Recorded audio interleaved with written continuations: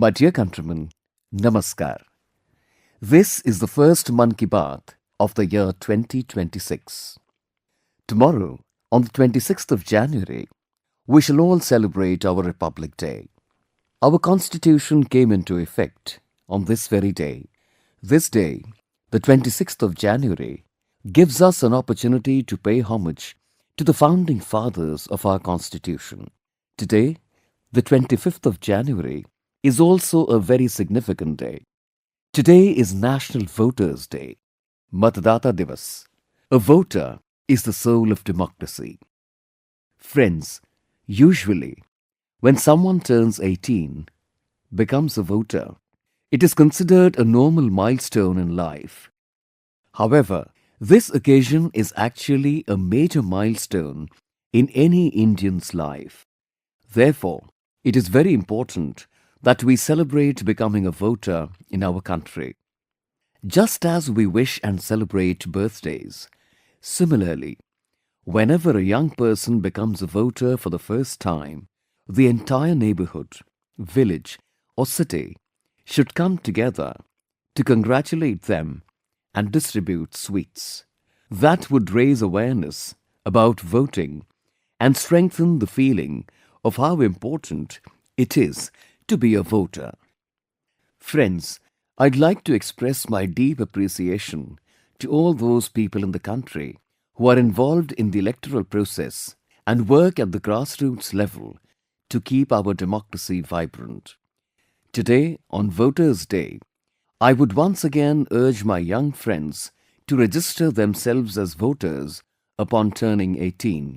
This will fulfill the sense of duty that the Constitution expects of every citizen and will also strengthen India's democracy. My dear countrymen, these days I am seeing an interesting trend on social media. People are reliving their memories of the year 2016. In the same spirit, today I too would like to share one of my memories with you. 10 years ago, in January 2016, we embarked upon an ambitious journey. We had realized then that even if it were a small one, it was very important for the future of the country, for the young generation. At that time, some people could not understand what it was all about. After all, friends, the journey I am referring to is the journey of Startup India. The heroes of this amazing journey are our young friends. The innovations they came up with by stepping out of their comfort zones are being recorded in history. Friends, today India has turned into the third largest startups ecosystem in the world. These startups are out of the box. They're working in sectors that were unimaginable even 10 years ago. AI, space, nuclear energy, semiconductors, mobility, green hydrogen, biotechnology, you name it, and you'll find one Indian startup or the other working in that sector. I salute all my young friends who are associated with one startup or the other, or want to start one of their own. Friends, today through Mann Ki Baat, I want to urge my countrymen, especially the youth associated with industry and startups. India's economy is progressing rapidly. The world is watching India. At such a juncture, we all shoulder a huge responsibility. That responsibility is to emphasize on quality. The era of "it just happens, it works, it'll go through somehow" is over. Come, let us prioritize quality with all our might this year. Let our only mantra be quality, quality and only quality. Better quality today than what it was yesterday. Let us resolve to improve the quality of whatever we manufacture, be it our textiles, technology or electronics.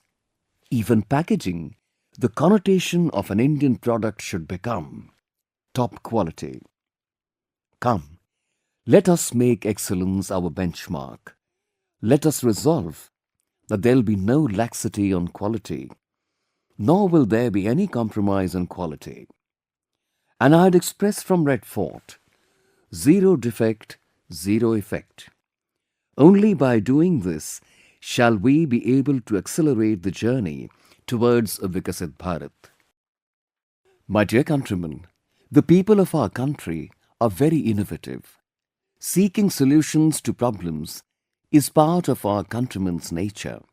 Some do this through startups, while others try to find a solution through the collective strength of society.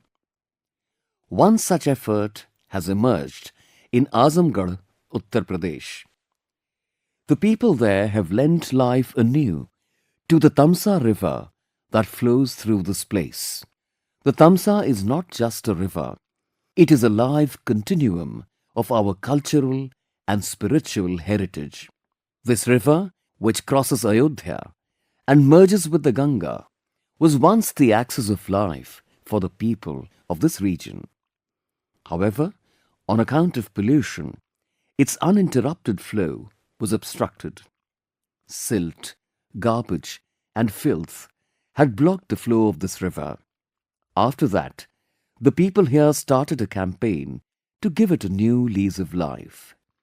The river was cleaned, and shady, fruit-bearing trees were planted along its banks. Local people engaged themselves at the task with a sense of duty, and through everyone's efforts, the river was revived. Friends, a similar endeavor of public participation has also been witnessed in Anantapur, Andhra Pradesh. This is a region that has been grappling with a severe drought. The soil here is red and sandy, which is why people face water shortages. Many areas here do not receive rain over long periods. People sometimes even compare Anantapur to a desert drought. Friends, to address this problem, locals resolved to clean the reservoirs. After that, with the support of the administration, the Ananta Neeru Sanrakshanam project was launched. Under this effort, more than 10 reservoirs have been revived. These reservoirs are filling with water now. Simultaneously, more than 7,000 trees have been planted. This means that along with water conservation, the green cover in Anantapur has also increased. Children now can also enjoy swimming here. In a way, the entire ecosystem here has been revitalized. Friends, whether it's Azamgarh, Anantapur, or anywhere else in the country, it's heartening to see people uniting and fulfilling big resolves with a sense of duty. The spirit of public participation and collectivity is our country's greatest strength. My dear countrymen, in our country, bhajans and kirtans have been the soul of our culture for centuries. We've listened to bhajans in temples, during kathas, and every era has embodied bhakti according to respective times. Today's generation is also achieving something spectacular. Today's youth have incorporated the spirit of devotion into their experiences and lifestyles. This thinking has given rise to a new cultural trend. You must have seen such videos on social media. Large numbers of the youth are gathering in different cities across the country. The stage is decorated. There is lighting, music, there is all the pomp and show, and the atmosphere is no less than a concert. It feels like a huge concert, but what is being sung there is the resonance of bhajans, sung with complete concentration, dedication, and rhythm. This trend is being called bhajan clubbing today, and it's becoming increasingly popular, especially among Gen Z. It is heartening to see that the dignity and purity of bhajans are maintained at these events. Devotion is not taken lightly. Neither the decorum of words nor the emotion is compromised. The stage may be modern, the musical presentation may be different, but the core spirit remains the same. A constant flow of spirituality is felt there. My dear countrymen, today our culture and festivals are making their mark across the world. Indian festivals are celebrated with great enthusiasm and joy in every corner of the world. Our Bharatvanshis, brothers and sisters of Indian origin, play a vital role in maintaining cultural vibrancy of all kinds. Wherever they are preserving and promoting the essence of their culture. Our Indian community in Malaysia is also doing commendable work in this regard. You'll be pleasantly surprised to know that there are more than 500 Tamil schools in Malaysia. In addition to teaching the Tamil language, other subjects are also taught in Tamil. Furthermore, along with Telugu and Punjabi, there's also a lot of focus on other Indian languages. Friends, one society plays a major role in strengthening the historical and cultural ties between India and Malaysia. Its name is Malaysia India Heritage Society. In addition to various programs, this organization also organizes a heritage walk. This program covers the cultural sites that connect the two countries. Last month, the Lal Pad Sari iconic walk was organized in Malaysia. This sari has had a special connection to our culture of Bengal. This event set a record for the largest number of people wearing the sari, which was recorded in the Malaysian Book of Records. On this occasion, Odissi dance and Baul music won the hearts of the people. I can say, Saya Berbanga, Dengan Diaspora India, the Malaysia, Mereka Mambawa, India Dan Malaysia, Semakin Rapa. I am proud of the Indian diaspora in Malaysia. They are bringing India and Malaysia even closer. My best wishes to our Indian diaspora in Malaysia. My dear countrymen, wherever we go in India, we are bound to witness something extraordinary and unprecedented. Often, these events are obscured by the media's glare, but they reveal the true strength of our society. They also provide a glimpse into our value systems, wherein the spirit of solidarity is paramount. The tradition of Chandanaki village in Bechraji, Gujarat is unique. You'd be surprised if I told you that the people here, especially the elderly, do not cook in their homes. The reason for this is the village's magnificent community kitchen. Food for the entire village is cooked in this community kitchen and people sit together to eat. This tradition has been continuing for the past 15 years. Not just that, if someone is ill, a tiffin service is available, meaning home delivery is also fully arranged for. These community meals fill people with joy. This initiative not only connects people, it also fosters a sense of family. Friends, India's family system is an integral part of our tradition. It is viewed with great curiosity in many countries around the world. In many countries, such family systems are highly respected. Just a few days ago, my brother, His Highness Sheikh Mohammed bin Zayed Al Nahyan, President of the UAE, visited India. He conveyed to me that the UAE is celebrating 2026 as the year of the family. The aim is to strengthen harmony and community spirit among its people. Indeed, it's a truly commendable initiative. Friends, when the strength of family and society combines, we can overcome even the most insurmountable challenges. I've learnt about Sheikh Gund village in Anantnag. The challenges related to drugs, tobacco, cigarettes and alcohol had increased significantly there. Seeing all this, Mir Jafarji, who hails from there, became so distressed that he resolved to address this problem. He united everyone in the village, from the youth to the elders. The impact of his initiative was such that shops there stopped selling tobacco products. This effort also increased public awareness about the dangers of drugs. Friends, there are many organizations in our country that have been selflessly engaged in social service for years. For example, There is an organization in Faridpur, East Medinipur, West Bengal. Its name is Vivekananda Lok Shiksha Niketan. This organization has been engaged in the care of children and the elderly over the last 4 decades. Along with providing education through the Gurukul system and training teachers, this organization is engaged in many noble endeavors for social welfare. I wish that this spirit of selfless service continues to gain strength among the countrymen. My dear countrymen, in Mann Ki Baat, we have constantly raised the issue of cleanliness. I am proud to see that our youth are very conscious about the cleanliness around them. I have learnt about one such unique effort in Arunachal Pradesh. Arunachal is the land where the sun's rays reach first in the country. Here, people greet each other with Jai Hind. In Itanagar, a group of young people came together to clean areas that needed more attention.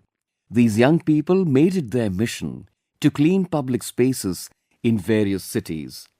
Subsequently, this campaign was also launched in Itanagar, Naharlagun, Doimukh, Seppa, Palin and Pasighat. These young people have so far cleaned over 11 lakh kilograms of garbage. Imagine, friends, young people together removed 11 lakh kilograms of garbage. Friends, another example is from Assam. In Nagaon, Assam, people are emotionally attached to the old streets there. Here, some people resolved to clean their streets together. Gradually, more people joined them. Thus, a team was formed that removed a lot of garbage from the streets. Friends, a similar effort is underway in Bengaluru. So far, waste has become a major problem in Bengaluru. Hence, some professionals have come together to solve that issue in their own way. Friends, today many cities have teams dedicated to recycling landfill waste. One such team in Chennai has done excellent work. Such examples demonstrate the importance of every effort related to cleanliness. We must increase our efforts for cleanliness, either individually or as a team. Only then will our cities become better. My dear countrymen, when we talk about environment protection, we often think of grand plans, grand campaigns and large organizations. But many a time, change begins in a very simple way. From one person, one area, one step, and even small, sustained efforts can bring about significant change. The effort of Binoy Das, a resident of Cooch Behar, West Bengal, is an example of this. For the past several years, he has single-handedly worked to make his district green. Binoy Das ji has planted thousands of trees. He's often borne the entire cost of purchasing, planting and caring for the saplings. Where necessary, he has collaborated with local people, students and municipal bodies. Through his efforts, the greenery along the roadsides has further improved. Friends, the endeavor of Jagdish Prasad Ahirwarji from Panna district in Madhya Pradesh is also highly commendable. He serves as a beat guard in the forest. Once, during a patrol, he realized that information about many medicinal plants in the forest was not systematically recorded anywhere. Jagdish ji wanted to pass this knowledge on to the next generation. That's why he began identifying and recording medicinal plants. He identified over 125 medicinal plants. He collected photographs and information about name, usage and location of each plant. The Forest Department compiled the information and published it as a book. The information contained in this book is now very useful to researchers, students and forest officials. Friends, the same spirit of environment protection is being seen on a larger scale today. With that thought in mind, the Ek Ped Maa Ke Naam campaign is being run across the country. Today, crores of people have joined this campaign. More than 200 crore trees have been planted in the country so far. This shows that people are now more aware of environment protection and want to contribute in some way or the other. My dear countrymen, I'd like to express my deep appreciation to all of you for one more thing. The reason is millets, that is, Shri Anna. I'm happy to notice that the people of the country are continuously growing in love with Shri Anna. Although we had declared 2023 as the millet year, even today, 3 years later, the passion and commitment towards it in the country and the world is very encouraging.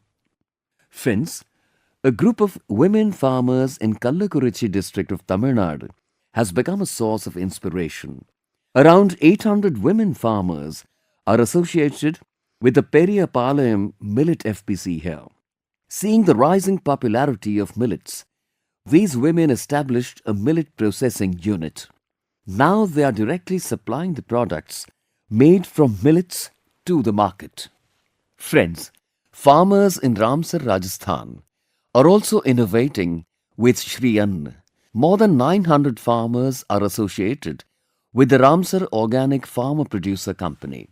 These farmers primarily cultivate pearl millet. Pearl millet is processed here to prepare ready-to-eat laddus. These are in great demand in the market. Furthermore, friends, I'm delighted to know that many temples nowadays use only millets in their prasad.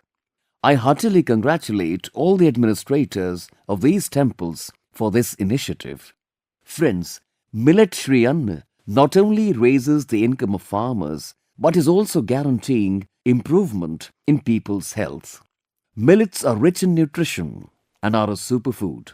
In our country, the winter season is considered very good for dietary consumption. Therefore, we should definitely consume Shri Anna during these times. My dear countrymen, in Mann Ki Baat, we once again had the opportunity to touch upon myriad topics. This program gives all of us an opportunity to realize and celebrate our country's achievements. Another such occasion is on its way in February. The India AI Impact Summit is going to be held next month. Experts from across the world, especially those from the field of technology, will come to India for this summit. The summit will also highlight India's progress and achievements in the world of AI. I heartily congratulate everyone who is participating in it. We'll definitely talk about the India AI Impact Summit in Mann Ki Baat next month. We'll also discuss some other achievements of the countrymen. Till then, I take leave of you in this episode of Mann Ki Baat. Once again, my best wishes to all of you for Republic Day tomorrow. Thank you.